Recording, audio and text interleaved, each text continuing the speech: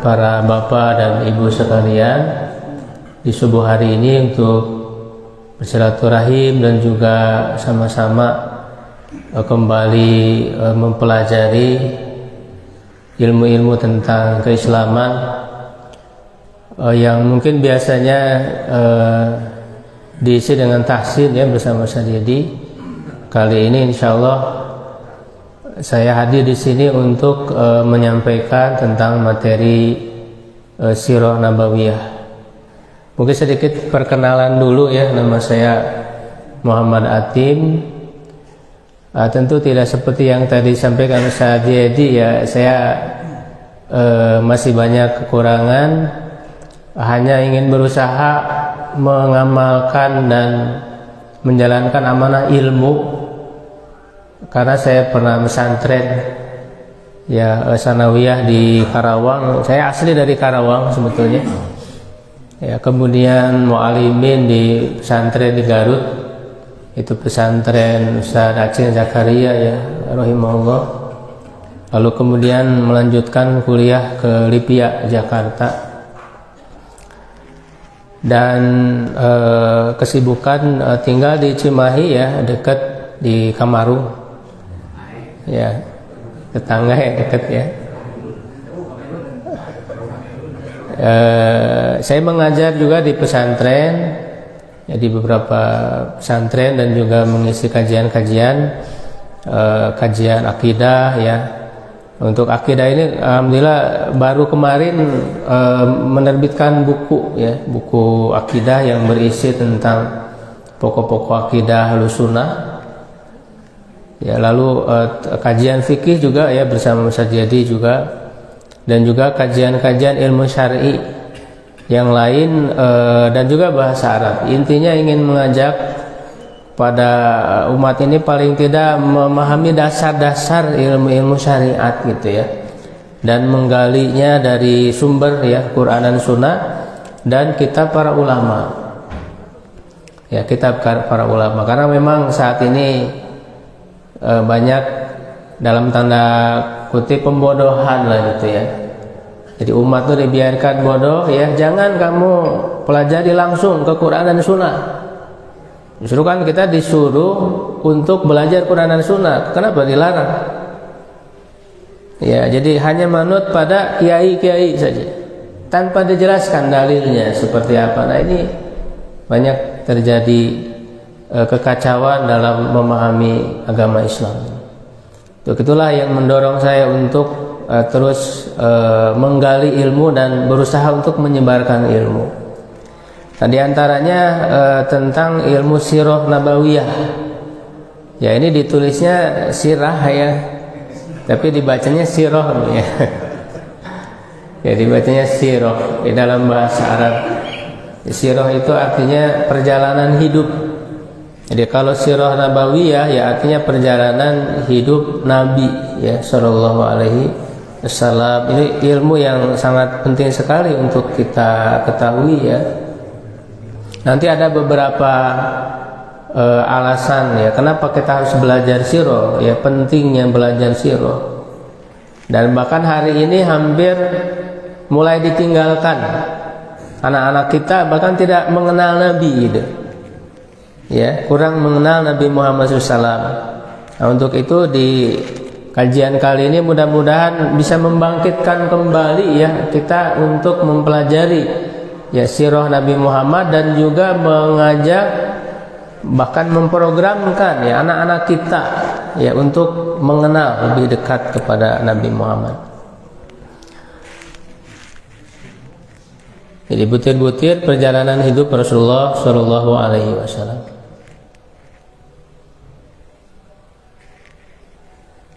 Nah, ini sebelum kesini ini buku saya yang saya tulis. Yaitu meringkas yang panjang seperti yang tadi saja disampaikan, bahwa memang buku-buku sirah itu rata-rata tebal-tebal ya, sehingga kadang pas mau baca baru lihat bukunya udah kaget gitu ya, itu jadi akhirnya ya menyerah duluan ya. Makanya saya berusaha untuk lebih meringkas ya meringankan usaha ya untuk membaca. Jadi diringkas poin-poin intisari dari setiap peristiwa. Ya, ada juga buku yang ringkas tapi terlalu ringkas.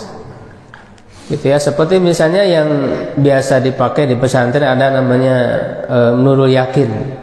Ya, ringkasan Nurul Yakin itu terlalu ringkas sekali, kurang penjelasan. Padahal sirah ini kan kisah. Ya, yang namanya kisah itu ya harus ada penjelasan, ada cerita. Makanya kalau kita baca hadis yang panjang itu rata-rata cerita.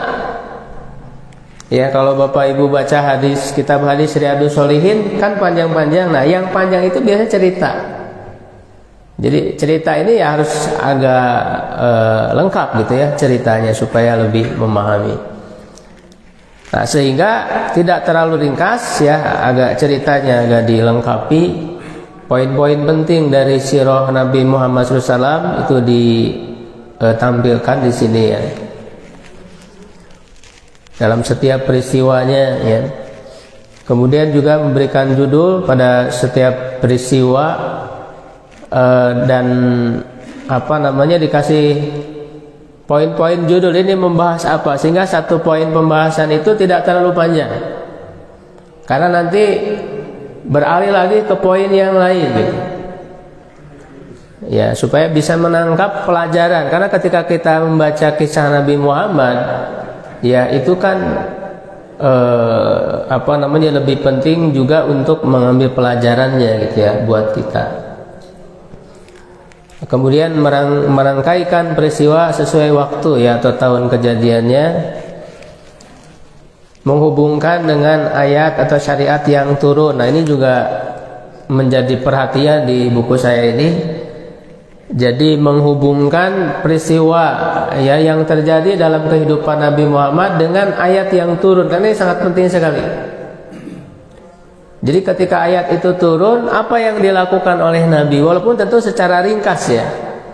Tahun ini turun ayat ini ya, lalu apa kisahnya, supaya kita paham ketika membaca Quran ini kisah dibalik turunnya ayat itu. Itu ya. Kemudian mencantumkan gambar. Memang ada ilustrasi ya, gambar-gambar di setiap peristiwanya. Nah, kenapa kita mesti mempelajari sirah nabawiyah ya atau perjalanan hidup Rasulullah SAW? Nah, ini sebagaimana di surat Al-Ahzab ya ayat 21, ayat yang sudah terkenal. Allah Subhanahu wa taala berfirman, "A'udzubillahi minasyaitonirrajim. Laqad kana lakum fi Rasulillahi uswatun hasanah." Sungguh benar-benar. Bahkan di sini ada dua taukid ya. Barangkali para jamaah sudah rajin belajar bahasa Arab ya, alhamdulillah di sini dengan sadiat ya. Jadi ini huruf taukid. Ada dua huruf taukid ya, la dan qad. Ya, ini menunjukkan penegasan yang sangat kuat. Benar-benar sungguh. Ya. Karena bisa jadi umat ini belum percaya gitu. Ada yang belum percaya. Allah harus menegaskan bahwa pada diri Rasulullah SAW itu adalah ada suri tauladan. Ya, uswatun hasanah. Ketika disebut suri tauladan, uswatun hasanah, ini maksudnya adalah suri tauladan yang lengkap. Makanya kata uswatun hasanah itu di dalam Al-Quran disebut berapa kali? Ada yang tahu? 2 kali. Ya, dan 2 kali itu yang pertama ditujukan kepada Nabi Muhammad SAW, dan yang kedua ada yang tahu? Mungkin ada yang ngasih hadiah dari panitia yang bisa jawab. Yang kedua ditujukan kepada siapa? Uswatun hasanah. Kata uswatun hasanah yang kedua, yaitu kepada Nabi Ibrahim alaihissalam. Ya, kenapa? Karena Nabi Muhammad dan Nabi Ibrahim ini adalah menjadi suri tauladan yang lengkap. Ya, makanya 2 nabi ini kita jadikan sholawat yang selalu kita baca di dalam sholat. Waktu sholat kan kita baca sholawat apa sholawatnya? Allahumma sholli ala Muhammad wa ala ali Muhammad kama shallaita ala ali Ibrahim wa barik ala Muhammad wa ala ali Muhammad kama barakta ala ali Ibrahim fil alamin innaka Hamidum Majid. Ya, pernah nggak terbersit pertanyaan, kenapa kok hanya 2 nabi itu yang disebut? Ya kan? Nah, rahasianya adalah ini, karena 2 nabi ini memiliki suri tauladan yang lengkap. Ya, baik dari diri pribadi beliau, kemudian keluarganya. Makanya disebut keluarga Nabi Muhammad itu kan semuanya jadi teladan. Yang disebut keluarga itu maksudnya ke bawah ya. Jadi baik dari istri-istri beliau, anak-anak beliau, semuanya jadi teladan. Begitu juga Nabi Ibrahim. Ya, istri beliau Sarah, Hajar ya, kemudian anak-anaknya bahkan jadi nabi. Ya kan, Nabi Ismail, Nabi Ishak, bahkan keturunan-keturunannya itu menjadi para nabi. Makanya Nabi Ibrahim itu disebut sebagai Abul Anbiya, bapaknya para nabi, karena tidak ada nabi setelah Nabi Ibrahim melainkan keturunan Nabi Ibrahim. Ya kan, Bani Israel itu kan dari Nabi Ibrahim. Sampai nabi terakhir Nabi Muhammad SAW, ya, keturunan Nabi Ibrahim dari jalur siapa? Nabi Ismail. Nah, kalau yang Bani Israel kan dari Ishak, Yakub, Yusuf, Ayub, sampai akhir ternyata dari keturunan Nabi Ismail alaihissalam. Ya, nah itu uswah hasanah.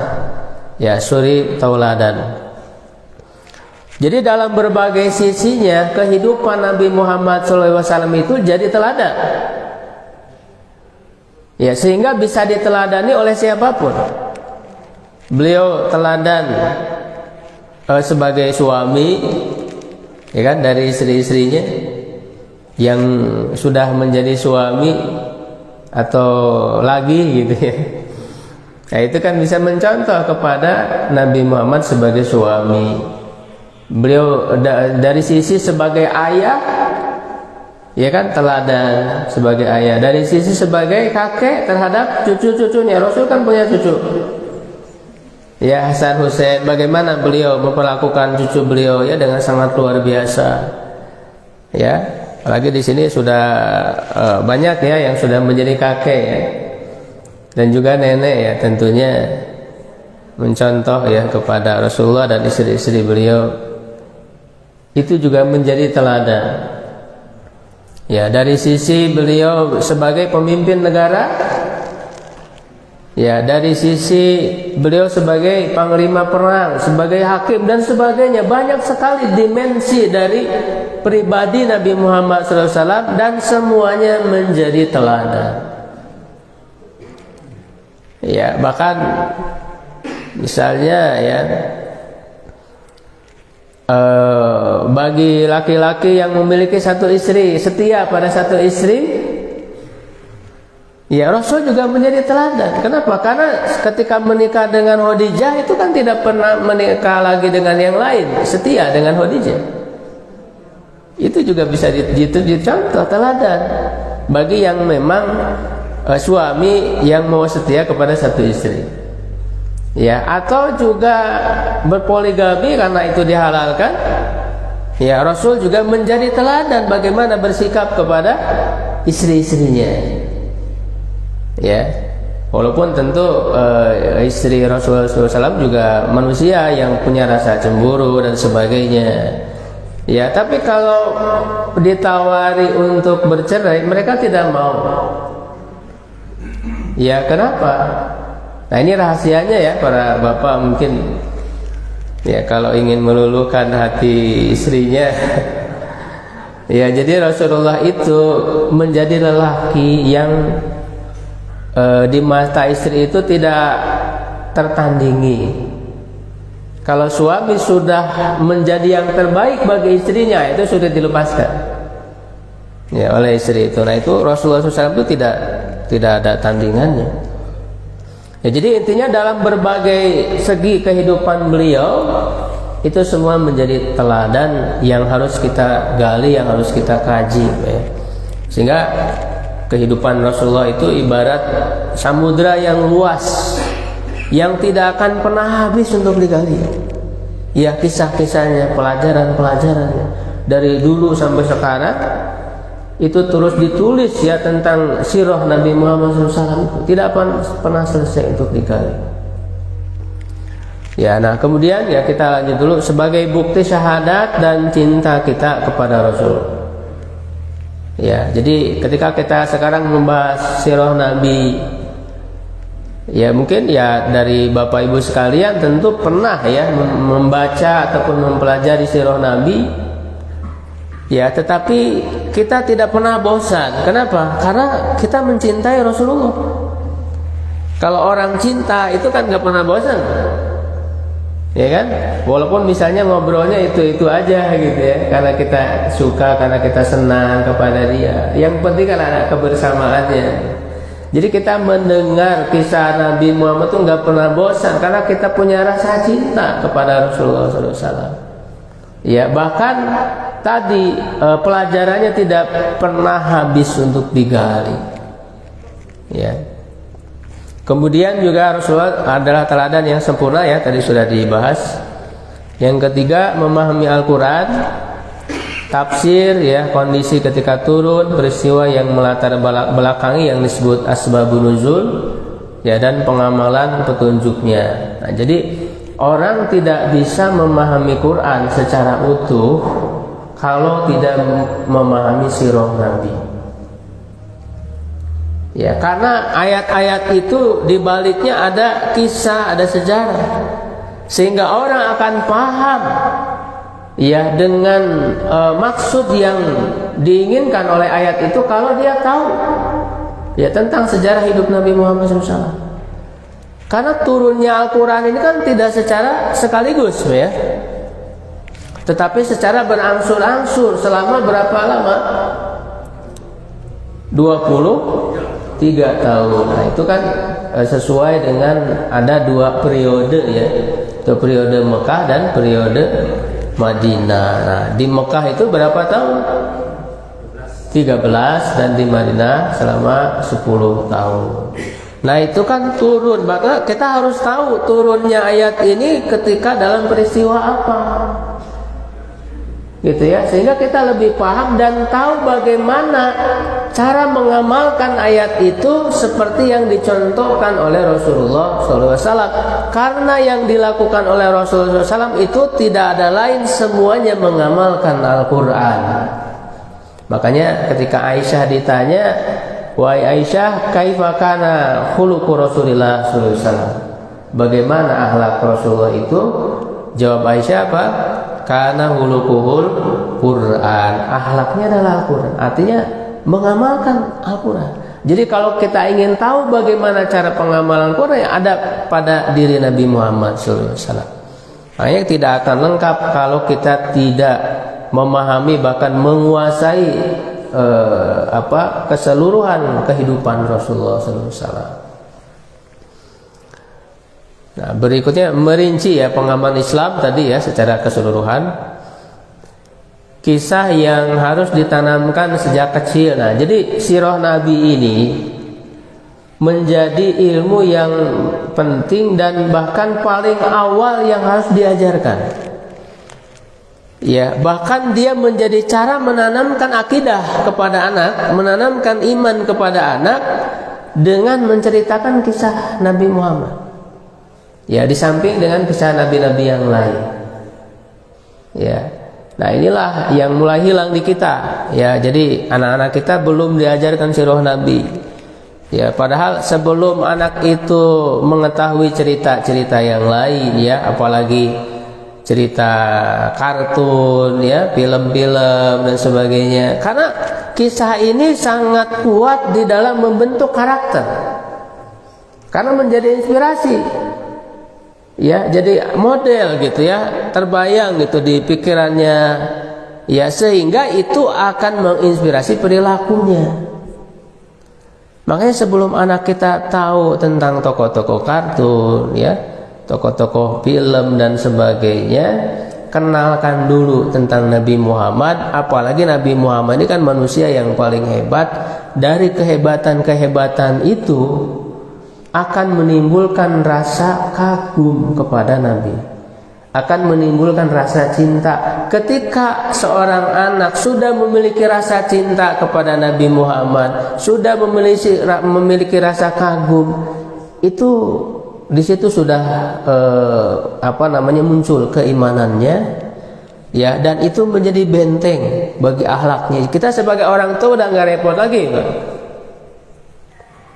Ya, karena ada tokoh yang dia kagumi. Bahkan tokoh tersebut lebih dari kita sebagai orang tuanya. Makanya nanti kalau orang tua kadang juga berperilaku yang kurang baik, ya, di hadapan anak, tidak menjadi contoh, ya kan? Itu tidak akan dicontoh oleh anak. Kenapa? Karena tahu. Ya, karena dia tahu tentang Nabi Muhammad. Dia lebih mencontoh Nabi Muhammad SAW daripada kita sebagai orang tuanya. Bahkan bisa jadi kita malah yang ditegur oleh anak-anak kita. Ya. Nah, ini sebagaimana yang dikatakan oleh Ali bin Hasan, cicit Rasulullah. Jadi Ali bin Hasan tuh, Ali anaknya Hasan. Ya, Hasan anaknya Ali gitu. Nah, itu terkadang banyak, ya, para tokoh-tokoh Islam, ya, sahabat tabi'in atau para ulama itu nama ayah dengan nama anak itu sama. Ya, jadi ayahnya namanya Ali, anaknya namanya Ali lagi gitu. Namanya Ali bin Hasan bin Ali. Jadi ini cicitnya Rasulullah pernah bercerita, ya, menyampaikan pengalaman. Ya, kata beliau, kunna nu'allamu maghaziyan Nabi sallallahu alaihi wasallam wa sarayahu kama nu'allamu surata minal Quran. Ya, kata Ali bin Hasan, kami itu dahulu, artinya waktu kecil, ya, pernah diajari perang-perang Nabi Muhammad sallallahu alaihi wasallam. Ya, yaitu Ghazwa dan Sariyah. Ghazwa dan Sariyah ini dua macam perang, ya. Nanti mungkin akan sedikit dibahas. Sebagaimana kami diajari satu surat di dalam Al-Quran. Jadi waktu kecil itu kan selain anak belajar membaca Quran, terutama menghafal surat-surat pendek. Ya, surat-surat pendek itu kan sangat isinya menanamkan keimanan. Jadi anak-anak itu selain menghafalkan surat pendek, juga diajarkan isi kandungannya agar tertanam iman. Nah, diiringi dengan mengajarkan kisah Nabi Muhammad. Ya, itu sudah luar biasa, ya, pendidikan dasar bagi anak-anak kita. Ya, jadi ini PR buat kita sebagai para orang tua, jangan kalah cepat dengan media, ya, jangan kalah cepat dengan TV, dengan YouTube, dengan Instagram dan yang lain-lainnya. Ya, jadi kita harus lebih dulu sebagai orang tua itu mengenalkan kisah-kisah Nabi Muhammad SAW. Karena kan kalau di film, di kartun itu kan cuma tokoh fiktif, nggak ada pada kenyataannya.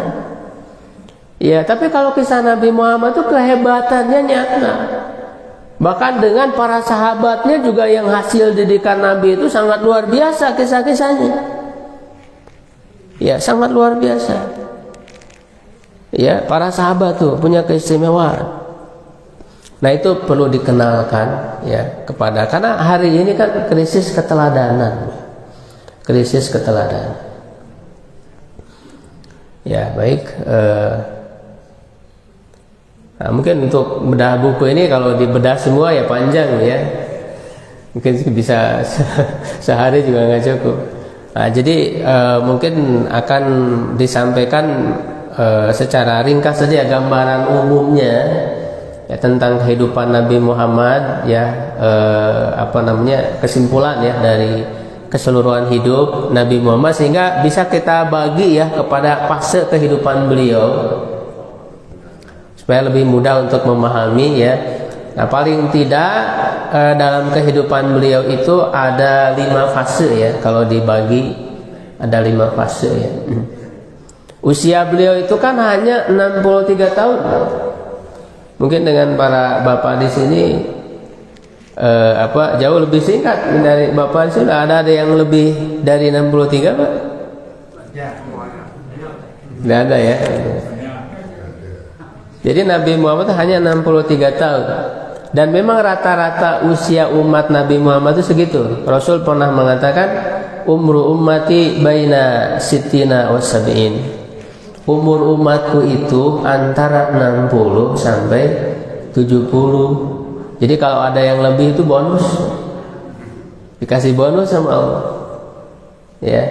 Nah, tapi usia 63 tahun ini sangat luar biasa. Nah, bisa dibagi dari segi usia ya, dari usia 1 sampai 40 atau usia 0 ya sampai 40. Itu judul besarnya persiapan menjadi Rasul. Ya, dari usia 40 sampai 53, nah ini 13 tahun periode Mekah yang disebut dengan masa kenabian, artinya dakwah di Mekah. Ya, dan yang ketiga dari 53 sampai 63 itu 10 tahun periode Madinah. Ini yang disebut dengan Hijriyah. Ya, menjadi tahun Hijriyah. Nah, yang periode Madinah itu bisa dibagi lagi ya. Kalau dirinci dibagi 3. Ya, yang pertama tahun 1 sampai 5 Hijriah itu bisa dikasih judul pendirian negara Madinah dan perjuangan melawan musuh sampai tahun 5 Hijriah. Ya, karena kan waktu hijrah ke Madinah, di Madinah itu ya negara gitu. Jadi Rasul itu sebagai contoh ya, sebagai pemimpin negara, pusatnya di Madinah tempatnya ya, sampai 5 tahun masih berjuang ya, perang-perang terjadi ya, sampai ketika sudah 5 tahun barulah ya mulai punya kekuasaan ya, maksudnya bisa mengalahkan musuh. Ya, jadi dari tahun 6 sampai 7 itu musuh mulai takluk satu persatu dan mulai ada ekspansi Islam ya, keluar dari Madinah, keluar dari jazirah Arab ya, atau Mekah dan Madinah. Lalu kemudian yang terakhir ya usia tahun 8 sampai 11 Hijriah. Nah, kemenangan yang terus meningkat. Jadi kalau disimpulkan ya fasenya itu seperti itu.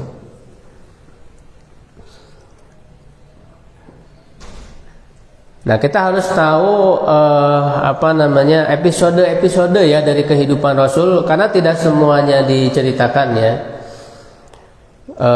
Sebelum menjadi Rasul itu kan hanya usia-usia tertentu saja ya yang ada peristiwanya. Ya, dan tentu sebelum beliau lahir atau ketika beliau lahir pun sudah ada tanda-tanda kenabian. Ya, sudah ada tanda-tanda kenabian ya. Misalnya ketika lahir itu kan disebut tahun gajah. Ya, kenapa disebut tahun gajah? Ya, karena pada tahun itu ada gajah yang menyerang Ka'bah ya, dari Abraha itu kan. Ya, lalu kemudian oleh Allah dihancurkan ya dengan dikirimkan burung. Nah, namanya sebenarnya bukan ababil. Ababil itu sifat burung yang berbondong-bondong, ababil. Kita kan mengenalnya dari nama burung ababil ya. Padahal ababil itu maknanya berbondong-bondong. Ya, kita nyebut burung ababil ya, nggak apa-apa sih. Ya, dihancurkan sampai diabadikan dalam surat Al-Fil ya. Nah, itu kan ketika anak menghafal surat Al-Fil, kisahkan juga itu kisahnya, isi dari surat Al-Fil itu supaya anak tahu.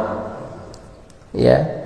Nah, ini kan sebagai apa? Penghormatan kepada Nabi Muhammad SAW yang akan lahir pada tahun tersebut. Tentu peristiwa ini sebelum lahir ya, sebelum lahir beliau, tapi di tahun yang sama.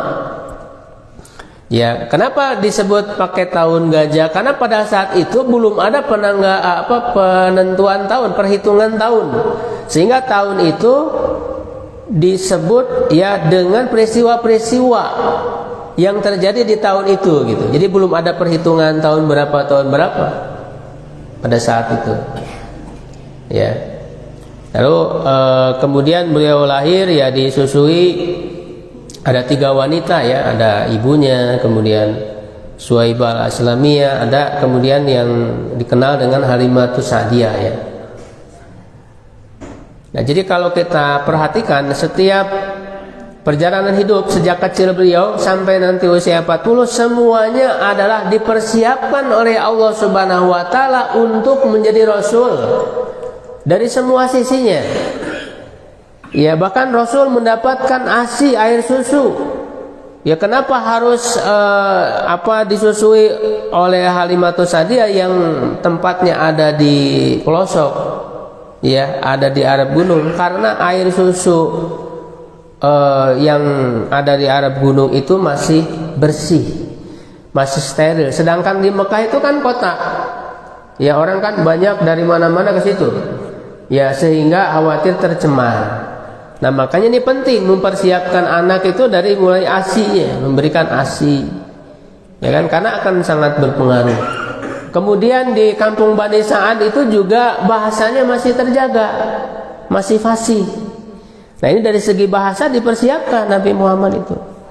Kemudian dari segi fisik tadi ya, selain dengan susu juga dengan fisik yang kuat, karena di kampung Bani Sa'ad ada gambarnya ya, biar enak melihatnya. Nah, sini ada gambar ini yang nggak ada penunjuk ya sini. Itu yang di atas itu kampung Bani Sa'ad.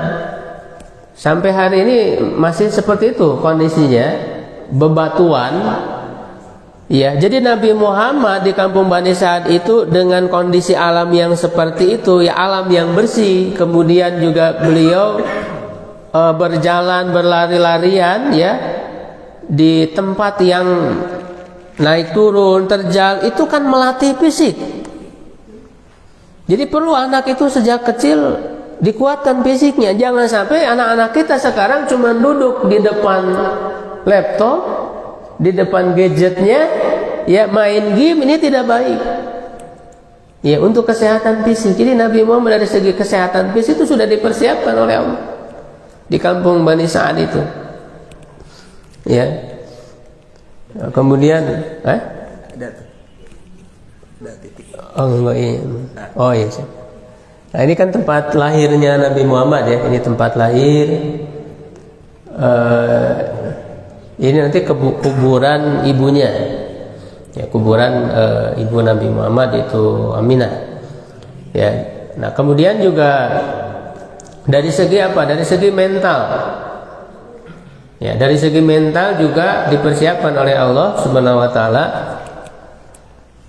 Ya, bahkan kan lahir dalam keadaan yatim. Ya, bahkan tidak bertemu dengan ayahnya karena meninggal ketika beliau masih dalam kandungan.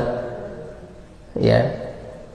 Itu jadi dari segi mental, bahkan makanya ini menjadi teladan. Makanya misalnya ada anak-anak yang yatim, ketika dia membaca kisah Nabi Muhammad, dia tidak akan bersedih karena nabinya saja sama yatim. Gitu ya. Ini menguatkan kisah Nabi Muhammad ini. Ya. Kemudian ibunya juga usia 6 tahun juga kan meninggal. Bahkan kebersamaan dengan ibunya itu kan hanya 2 tahun ya, karena ketika lahir tidak lama dengan ibunya lalu dibawa oleh Halimatus Sa'diyah tadi. Rencananya 2 tahun ya, karena memang menyusui itu kan 2 tahun, makanya dalam Al-Quran 2 tahun ya menyusui itu. Nah, tetapi ketika setelah 2 tahun, ketika akan dikembalikan ke ibunya, Halimah itu merasakan keberkahan yang luar biasa. Ya, padahal waktu mau diambil anak ini, bayi ini, awalnya merasa terpaksa Halimah itu. Kenapa? Karena ini kan anak yatim. Ya, tidak ada upah yang diharapkan. Tapi karena belum dapat bayi satu pun yang untuk dibawa, akhirnya terpaksa membawa bayi Nabi Muhammad. Tapi ternyata ketika dibawa itu membawa keberkahan yang luar biasa bagi Halimah itu, sampai dia mau melanjutkan mengurus Nabi Muhammad sampai usia 4 tahun. Nah, di usia 4 tahun itulah terjadi peristiwa yang disebut pembelahan dada. Jadi ada dua malaikat berjubah putih yang mengambil Nabi Muhammad, dibelek dadanya, diambil bagian setannya, dicuci dengan air zam-zam di dalam baskom emas. Ya. Nah, teman-temannya pada takut. Lalu mengatakan Muhammad dibunuh, Muhammad dibunuh. Ya, lalu kemudian ditemui oleh ibunya, tetapi sudah kembali ya seperti semula, bahkan dengan wajah yang berseri-seri. Nah, dengan peristiwa itu Halimah takut sehingga dikembalikan ke ibunya. Bersama ibunya hanya sampai usia 6 tahun ya, karena wafat. Kemudian juga bersama dengan kakeknya. Nah, ini pelajaran kepemimpinan, karena kakek beliau itu pemimpin, Abdul Muthalib itu. Ya, tapi tidak lama sampai usia 8 tahun. Ini contoh dari isi di buku ya, ada gambarnya, ada judul-judulnya.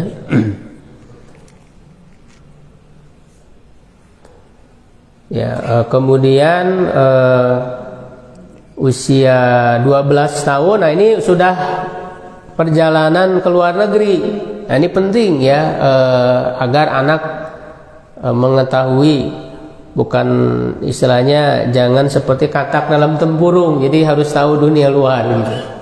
Ya, Nabi bahkan perjalanan dagang ini untuk kemandirian. Jadi Nabi Muhammad itu dari usia 8 tahun itu sudah mandiri ya. Dari usia 8 tahun itu sudah mengembala kambing, lalu usia 12 tahun berdagang ke Syam bersama pamannya. Ya, jadi tidak terlalu bergantung ya kepada Abu Thalib. Lalu usia 15 sampai 20 ada perang Fijar. Nah, ini pengalaman militer. Ya, usia 25 menikah. Ya, usia dengan Khadijah, dan usia 35. Nah, ini ada pernah terjadi peristiwa yang merenovasi Ka'bah. Nah, di sini Rasulullah SAW usia 35 itu ya sudah dikenal ya oleh masyarakatnya sebagai Al-Amin. Orang yang sangat dipercaya. Ya, ketika hampir berselisih, masing-masing kabilah itu merasa berhak untuk mengembalikan Hajar Aswad ya ke tempatnya. Hampir mau perang karena masing-masing kabilah merasa paling berhak. Ya, sampai diputuskan yang akan memberi keputusan itu orang yang pertama datang ya masuk ke Masjidil Haram. Ternyata orang tersebut adalah Nabi Muhammad. Dan semua mengatakan radina bil amin, kami ridho, kami senang kepada al-amin. Jadi masyarakat pada saat itu semuanya sudah mengakui akan kejujuran Nabi Muhammad. Nabi Muhammad tidak pernah berdusta sekalipun. Sehingga itu menjadi modal ya untuk dipercaya ketika diturunkan wahyu oleh Allah. Ya. Nah, makanya harusnya kalau masyarakatnya itu tahu Nabi Muhammad itu orang jujur, amanah, ketika dia mengaku sebagai Rasul ya harusnya percaya, karena selama ini tidak pernah berdusta. Nah, tapi yang membuat mereka menolak bukan karena sifat kepribadian Nabi Muhammad ya, tapi karena gengsi dari mereka, tidak mau menerima. Ya, karena dianggap Nabi Muhammad masih anak baru kemarin, sedangkan mereka tokoh, para pemimpin, masa harus ikut ke anak yang baru kemarin, gitu ya. Nah, baru usia 37, nah ini beliau mulai gelisah dengan masyarakatnya, ya, yang menyembah berhala, yang minum khamr dan sebagainya. Ya, maka beliau melakukan uzlah menyendiri di Gua Hiro selama 3 tahun. Di Gua Hiro itu, jadi di Gua Hiro itu kan naik ya. Di sini ada gambarnya. Nah, ini ya. Di Gua Hiro itu kan cukup jauh ya, 2 mil dari Mekah itu, dan naik ke atas Ya, nah sehingga di Gua Hiro itu kelihatan masyarakat di bawah itu. Jadi beliau prihatin melihat masyarakatnya ya yang seperti itu. Dan ketika mengangkat ke atas ke langit, ya melihat ada harapan gitu. Tapi belum tahu solusinya harus seperti apa. Nah, sampai usia 40 tahun diturunkanlah wahyu. Nah, makanya wahyu pertamanya pun di Gua Hiro. Nah, Gua Hiro ini kan kecil ya. Bagi yang sudah pernah ke sana bisa tahu. Ini panjangnya itu hanya 4 asa ya, sekitar 2 meter. Lebarnya hanya 3/4 atau 1 hasta atau setengah meter. Ya, hanya itu persiapan menjadi rasul. Lalu diangkat menjadi rasul itu usia 40. Nah, usia 40 ini usia kematangan. Ya. Dan menjadi rasul itu kan tugas paling berat. Ya, lebih berat dari tugas apapun. Makanya kalau tugas selain rasul itu rata-rata di usia setengah ya, dari setengah dari 40 tahun, rata-rata usia 20 tahun para sahabat misalnya, para ulama itu sudah berkarya. Ya, karena peran-peran tugas-tugas yang di bawah tugas rasul. Ya, nah tetapi tugas rasul ini karena sangat berat, perlu 2 kali lipatnya, yaitu usia 40 tahun. Ya, usia 40 tahun. Makanya ini menjadi fase penting bagi manusia usia 40 tahun. Sampai oleh Allah kan disebutkan idza balago arba'ina sana. Ya, udah matang biasanya. Makanya kalau orang udah baik ya usia 40 tahun insya Allah kesananya aman. Tapi usia 40 tahun belum baik juga, nah itu sulit. Ya, sulit kesananya itu. Nah, di periode kenabian ya, masa periode dakwah di Mekah, ini juga sebenarnya tidak terlalu banyak. Jadi walaupun periode Mekah itu 13 tahun, peristiwanya tidak terlalu banyak. Ya, adapun Madaniyah ya, Madinah, walaupun 10 tahun tapi peristiwanya sangat banyak. Ya. Nah, di sini beliau ketika mendapat wahyu pertama lalu berdakwah menyampaikan selama 3 tahun secara sembunyi-sembunyi, yaitu yang masuk Islam yang disebut dengan as-sabiqunal awwalun. Ya, ada sekitar 130 orang ya. Nah, baru tahun keempat itu dakwah secara terang-terangan. Nah, disinilah mulai mendapatkan tantangan yang berat ya, banyak penyiksaan dari orang-orang Quraisy, orang-orang kafir Quraisy. Ya. Jadi luar biasa ya perjuangan beliau itu, sampai kemudian hijrah ya, mencari perlindungan ya ke Habasyah ya, dan seterusnya ya. Nah, ini Bukit Sofa ya, tempat Rasul mengumumkan ya dakwah ya secara terang-terangan. Nah, sampai kan pernah Rasul itu diboikot selama 3 tahun.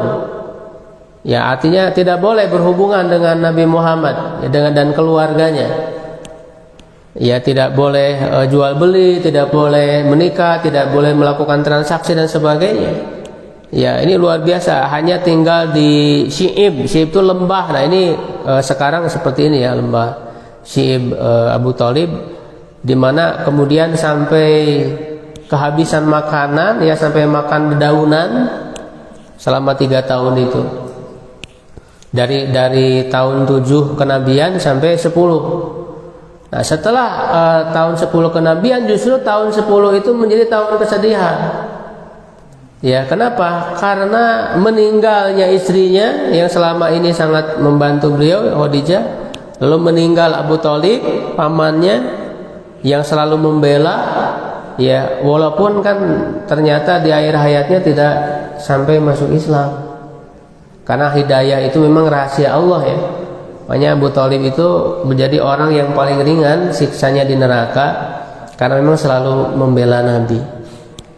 Ya. Nah, ini hijrah ke Thaif, tapi kemudian mendapat penolakan. Ya, secara ringkas saja mungkin. Lalu Isra Mi'raj. Isra Mi'raj ini sebagai hiburan. Jadi akhir periode Mekah itu ada Isra Mi'raj. Jadi Isra Mi'raj itu hiburan bagi Nabi Muhammad setelah mengalami banyak ujian yang berat. Ya, diajak wisata oleh Allah dengan malaikat Jibril ke langit 1, 2. Nah, di situ nanti bertemu dengan para nabi sampai langit ke-7, melihat surga, neraka dan sebagainya. Ya, ini untuk menguatkan jiwa Nabi Muhammad sehingga setelah itu semangat lagi Rasul untuk terus berdakwah. Nah, setelah itulah kemudian kan muncul cikal bakal nanti masuk Islamnya orang-orang Madinah, yaitu dimulai dengan 6 orang anak muda. 6 orang anak muda yang mau menerima dakwah Rasul ya pada akhir-akhir periode Mekah. Nah, lalu nanti tahun depan datang lagi dengan jumlah yang banyak sampai mereka siap menerima kalau Rasul hijrah ke Madinah. Nah, sehingga ketika hijrah itu disambut ya oleh para penduduk Madinah ya. Ini Masjidil Aqsa. Nah, ini ada Baiat Aqobah. Jadi orang-orang yang dari Madinah ketika datang ke Rasul itu dibaiat ya sampai 2 kali ya, ada Baiat Aqobah 2 kali. Nah, periode Madinah juga cukup banyak ya peristiwanya. Di setiap tahun itu banyak peristiwa. Ya, nah tahun pertama itu yang beliau lakukan ya belum terjadi perang besar di tahun 1 itu karena persiapan dulu. Apa yang beliau persiapkan? Pertama membangun masjid dulu. Nah, karena masjid ini sebagai tempat persatuan umat Islam. Ya, berkumpulnya di situ lalu mempersaudarakan antara Muhajirin dan Ansor. Ya, membuat piagam Madinah, perjanjian. Ya, jadi perlu harus komitmen masyarakat yang tinggal di Madinah itu. Nah, barulah nanti tahun 2 terjadi perang besar pertama yang disebut Perang Badar. Nah, kaitannya kalau kita kaitkan dengan Al-Quran, Perang Badar itu kan turun surat Al-Anfal. Jadi para bapak ibu kalau baca surat Al-Anfal itu kaitannya dengan Perang Badar. Ya, dan surah Al-Baqarah awal turun di Madinah karena Rasul ketika akan membangun Madinah itu kan perlu panduan. Nah, panduan paling awalnya itu surah Al-Baqarah. Makanya dijelaskan 2 tugas manusia. Pertama ibadah kepada Allah, yang kedua menjadi khalifah. Ini ja'ilun fil ardi khalifah. Maka dijelaskan hukum-hukum yang cukup lengkap di surah Al-Baqarah itu, dari mulai sholat sampai urusan negara sampai urusan jihad dijelaskan. Nah, dengan penjelasan-penjelasan dari surah Al-Baqarah itu kemudian di tahun 2 Hijriah diamalkan dalam perang Badar. Lalu turun Al-Anfal yang menceritakan, mengambil pelajaran, petunjuk dari perang Badar itu di surat Al-Anfal. Makanya kan dinamai Al-Anfal rampasan perang, karena masalah yang dihadapi pertama justru bukan masalah menghadapi orang kafirnya, tapi setelah perangnya ketika mendapat harta rampasan. Maka diawali dengan membahas Al-Anfal, harta rampasan perang. Lalu kemudian tahun 3 peristiwa besarnya perang Uhud. Nah, kalau perang Uhud ini kekalahan. Nah, di situ ada pelajaran yang sangat berharga. Bagaimana Rasul kaum muslim itu mendapat kekalahan di perang Uhud. Kenapa? Alasannya karena pasukan pemanah yang tidak taat kepada Nabi. Jadi ada 50 orang di atas bukit rumah itu, jangan kalian turun apapun yang terjadi. Tapi ternyata ketika dilihat sudah menang, orang kafir itu sudah mundur, itu enggak sabar. 40 orang turun karena berebut harta rampasan. Maka terjadilah kemudian ada Khalid bin Walid yang pada saat itu masih kafir, dengan pasukan kudanya menyerang dari belakang. Dan pasukan orang kafir yang mundur tadi itu ketika tahu pasukan Khalid menyerang, dia kemudian balik lagi menyerang, sehingga terkepung dari 2 arah kaum muslimin itu ya, sampai menyelamatkan ke bukit Uhud. Dan Rasul juga pada saat itu banyak luka-luka sampai berdarah. Nah, ini kan pelajaran bagaimana ketika umat Islam itu kalah. Nah, sekarang kan umat Islam kalah Ya, yang berkuasa orang-orang kafir, orang-orang yang musuh Islam ya. Nah, maka penting mempelajari kisah perang Uhud itu, dan berkenaan dengan perang Uhud ini turun surat Ali Imran. Jadi kalau ingin tahu bagaimana rincian pelajaran dari perang Uhud itu adanya di surat Ali Imran. Tilkal ayyamun nudawiluha bainan nas. Itulah hari-hari yang kami pergulirkan di antara manusia. Ada saatnya menang, ada saatnya kalah. Rinciannya di surat Ali Imran. Kemudian tentang Yahudi ya, Bani Nadir tahun keempat. Berkenaan dengan Bani Nadir ini, ada pengepungan terhadap Bani Nadir, turun surat Al-Hasyr. Hasyr itu kan pengepungan, maksudnya pengepungan Yahudi Bani Nadir. Ya, tahun kelima ada perang Khandaq. Ya, atau perang Ahzab. Nah, ini kaitannya dengan surat Al-Ahzab. Itu kan perang Khandaq. Ya, ini gua Sur ya, waktu Rasul hijrah ke Madinah. Masjid Quba, masjid pertama dibangun waktu ke Madinah ya, sebelum Masjid Nabawi. Nah, ini gambaran ya, replika dari rumah Nabi dan Masjid Nabawi. Dulu Masjid Nabawi itu seperti ini, belum ada atap, jadi atapnya itu hanya di bagian depan aja. Ya, kenapa ini ada dua? Karena sebelumnya kan waktu awal ke Madinah masih kemana kiblatnya? Masih ke Masjidil Aqsa. Waktu di Mekah memang Rasul menghadap Ka'bah sekaligus menghadap Masjidil Aqsa. Tapi waktu hijrah ke Madinah menghadap ke Masjidil Aqsa, otomatis Ka'bahnya di belakang. Ya, sampai Rasul itu berdoa sampai 16 bulan. Berdoa kepada Allah agar dipindahkan kiblatnya. Nah, ini coba ya, ini jadi pelajaran. Nabi aja berdoa 16 bulan baru dikabulkan. Ya, kita doa ingin segera cepat gitu. Ya.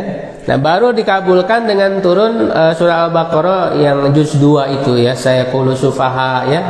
Itu kan berkenaan dengan itu. Nah, ketika dipindahkan kiblat otomatis berbalik 180 derajat. Nah, sehingga yang tadinya bagian depannya itu menghadap ke Masjidil Aqsa, ketika berubah ke Masjidil Haram ya otomatis dibuat lagi gitu ya. Nah, ada yang bekasnya itu, nah itulah yang disebut dengan sufah. Makanya ada ashabus sufah, para sahabat yang tidak punya rumah, yang belum menikah dan sebagainya, termasuk Abu Hurairah. Itu kan tinggalnya di situ, sufah itu. Ya, nah kamar-kamar istri-istri Nabi itu ada di pinggirannya seperti ini. Ya, sejak awal ke Madinah itu kan baru dengan Aisyah ya dan Saudah. Ya, nanti nuntut ya tahun 3 ya, kemudian ada menikah dengan Hafsah ya, anaknya Umar dan seterusnya. Makanya disebut Al-Hujurat. Makanya ada surat Al-Hujurat. Hujurat itu artinya kamar-kamar. Jadi tidak besar, sempit. Makanya kan kita tahu ada hadis ketika Rasul sholat malam di rumah, di kamar beliau, itu kaki Aisyah itu menghalangi tempat sujud Nabi. Ya, pas mau sujud kan digesek. Itu menunjukkan apa? Sempit kamarnya. Ya, bahkan kasurnya juga tidak mau dikasih kasur yang enak, yang empuk. Jadi tikar kasar, ketika beliau bangun itu ada garis-garis di punggung beliau. Ya, sampai sahabat ya Umar bertanya, "Ya Rasul, engkau ini utusan Allah, pilihan Allah." Ya, sedangkan itu raja-raja Romawi, raja Persia begitu enak hidupnya, ya ada para pengawal, ada istana dan sebagainya. Engkau ini kan lebih mulia dari mereka. Kenapa engkau hidup dengan cara seperti ini ya Rasul? Apa jawaban Rasul? "Wahai Umar, apakah engkau tidak rela biarkan untuk mereka dunia, ya sedangkan bagi kita ini akhirat? Bagian kita ini di akhirat. Ya, di dunia ini ingin dengan hidup yang zuhud, yang cara seperti itu. Ya, karena ya ingin mendapat kebahagiaan itu penuh di akhirat nanti di surga." Ya, nah ini kalau dipelajari ini sangat luar biasa ya kisah-kisah beliau. Bahkan termasuk dengan para istrinya ini. Kenapa istri Rasul banyak? Mungkin ibu-ibu jangan sampai ketika melihat istri Rasul banyak, ya udah nggak mau baca gitu. Justru kenapa istri Rasul banyak itu karena masing-masing istri beliau itu akan menjadi teladan bagi para perempuan muslimah yang beda-beda karakternya. Misalnya ibu, wah saya mah lebih cocok dengan Aisyah. Nah, berarti kan dia teladan kepada Aisyah. Ya, dia itu misalnya dalam bidang ilmu, keistimewaannya. Ya kan, tidak punya anak. Bahkan setelah Rasul wafat kan usianya masih muda kan, dan tidak boleh nikah lagi kan. Jadi usia yang masih panjang itu dijalani oleh Aisyah itu disibukkan dengan ilmu. Ya kan, ada Khadijah, oh saya lebih cocok kepada Khadijah dan sebagainya. Ya, jadi ini menjadi teladan bagi karakter yang berbeda-beda bagi setiap perempuan muslimah. Gitu ya. Jadi perlu untuk kita pelajari ya. Dan tentu banyak alasan ya kenapa Rasul menikah ya. Tentu bukan semata-mata karena hawa nafsu ya. Ada misi gitu, ada ini. Dan itu semua saya jelaskan tentang masalah poligami dan sebagainya, ada penjelasannya ya, walaupun ringkas tapi bisa menjawab kerancuan-kerancuannya. Nah, ini gambaran kamar Rasul, tempat makan dan sebagainya. Ya, sangat sederhana ya. Demikian Nawawi ya sekarang. Nah, ini tadi ya sudah ya sekilas kita bahas tentang perang-perang, dan ini surat-surat yang dikirimkan kepada para raja ya untuk mengajak masuk Islam.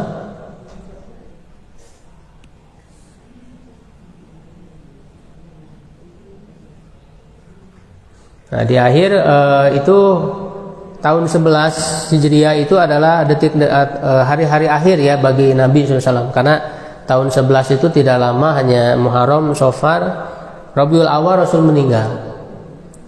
Ya, nah di sini dijelaskan ya detik-detik meninggal Rasul. Ada tanda-tandanya dulu ya sebelum Rasul meninggal itu. Lalu nanti 1 pekan sebelum meninggal, 5 hari, 4 hari, 3 hari, 2 hari, itu ada kisahnya masing-masing. Ya, nah di akhir itu ada pembahasan tentang rumah tangga Nabi ya, tadi mengenal istri-istri beliau, anak-anak ya, cucu dan sebagainya. Barangkali itu mungkin ya secara ringkas saja yang bisa disampaikan ya, mudah-mudahan menambah semangat kita untuk terus mempelajari ya tentang kehidupan Nabi yang tidak akan pernah selesai sebetulnya untuk kita gali, dan itu sangat luar biasa menjadi panduan untuk kita semua. Wallahu a'lam bishawab. Terima kasih banyak kepada Ustaz yang luar biasa ini, mudah-mudahan bisa menambah menumbuhkan rasa cinta kita pada Nabi kita semua yang Rasulullah SAW. Sebelum ditutup mungkin ada sedikit 5 atau 7 menitan untuk saya sedikit tanya jawab. Ada yang saya silakan. Bismillahirrahmanirrahim.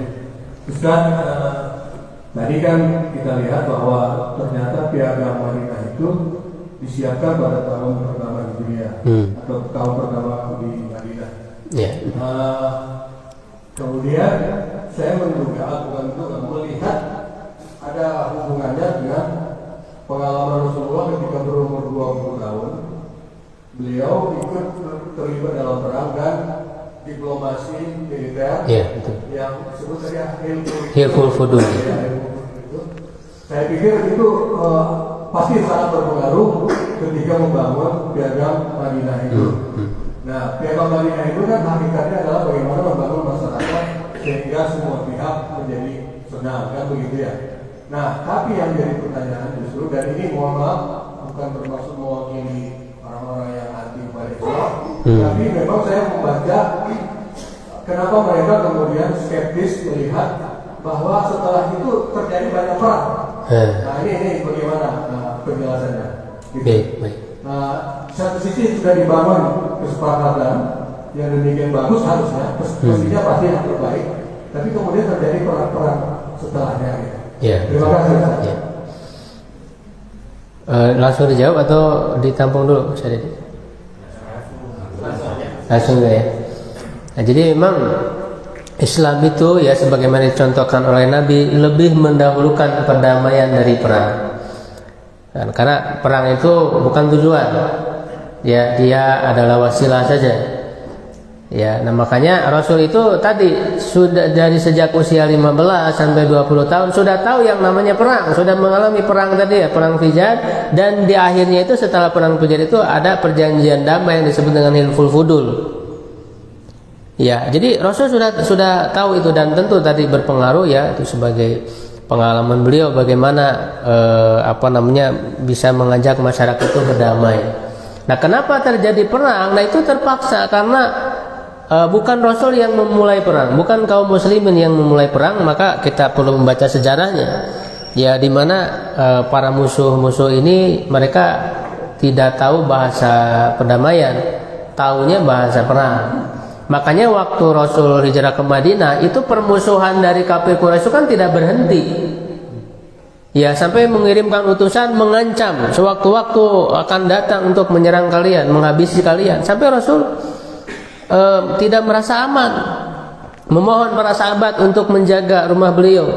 Sampai Sa'ad bin Abi Waqqas itu selalu menjaga di malam hari itu, sampai kemudian turun ayat yang menjamin keamanan Rasulullah SAW yang mengatakan wallahu ya'simuka minan nas, Allah melindungi engkau ya dari orang. Ketika turun surat ayat itu, kemudian kata Rasul, wahai Sa'ad, sudah tidak perlu engkau jaga lagi.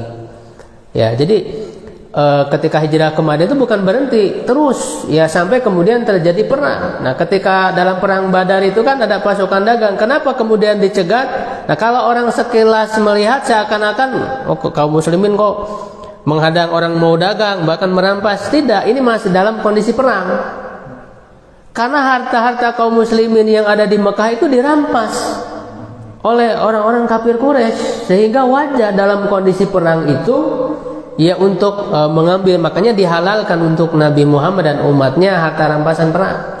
Itu dibolehkan, Pak, dihalalkan. Jadi dalam kondisi perang itu boleh. Ya, sampai nanti dalam tadi tahun ke-6 Hijriah barulah orang-orang kafir Quraisy itu mereka mulai menyadari kekuatan kaum muslimin, dan mereka sendiri yang meminta perjanjian damai yang disebut dengan Sulhul Hudaybiyah. Nah, ketika orang-orang kafir Quraisy itu meminta damai, ya diterima oleh Rasul. Walaupun dari segi butir-butir perjanjian di Hudaybiyah itu ada sahabat yang merasa tidak puas, agak beras sebelah gitu. Tapi Rasul menerima. Ini menunjukkan Rasul itu lebih cinta damai daripada berperang. Gitu ya. Bahkan dalam perang pun dalam Islam itu enggak sembarangan, ada adab-adabnya. Tidak boleh membunuh perempuan, anak-anak, tidak boleh merusak. Ini sangat luar biasa adab dalam Islam itu. Jadi salah kalau orang menyangka Islam ini disebarkan oleh pedang, itu keliru dia. Tidak memahami sejarah yang sebenarnya. Gitu ya. Jadi itu hanya terpaksa saja ya, kondisi darurat.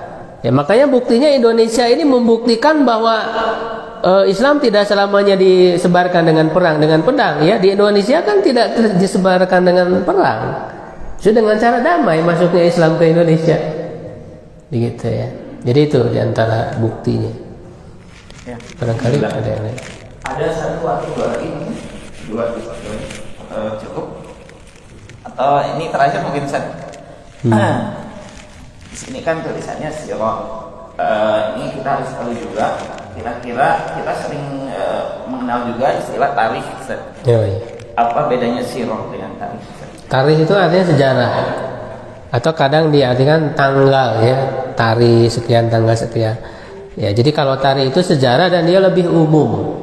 Ya, kalau tarikh Islam, sejarah Islam ya berarti kan dari mulai sejarah Nabi Muhammad dan para sahabat ya, kekhalifahan Khulafaur Rasyidin dan seterusnya, jadi lebih umum. Nah, sedangkan sirah Nabawiyah ini lebih khusus tentang sejarah hidup Nabi Muhammad.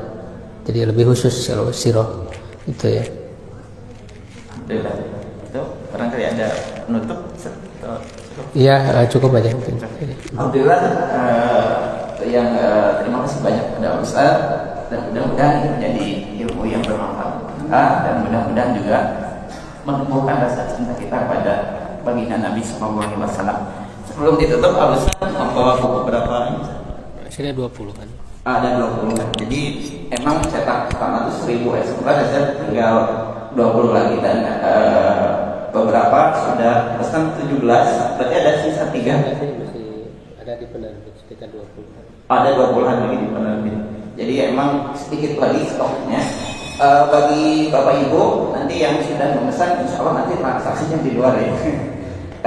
Dari awal sampai akhir alhamdulillah ada buku berjalan lancar dan mohon doanya Ustaz juga sudah menerbitkan buku baru terkait dengan akidah terkait dengan akidah. Kita doakan mudah-mudahan ini juga menjadi pencerahan untuk umat ya agar lurus dalam berakidah dan mudah-mudahan suatu saat bisa dibedah juga di sini gitu.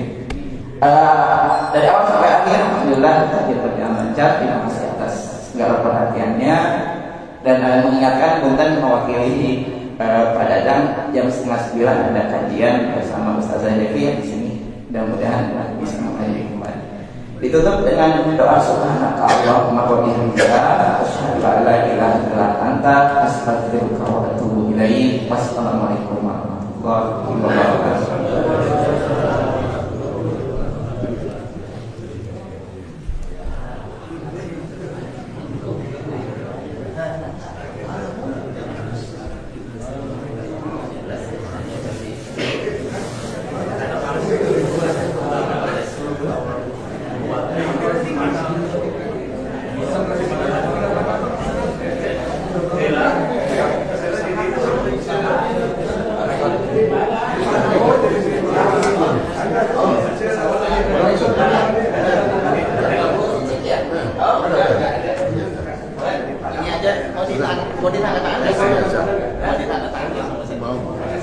Nanti ke istri aja ya.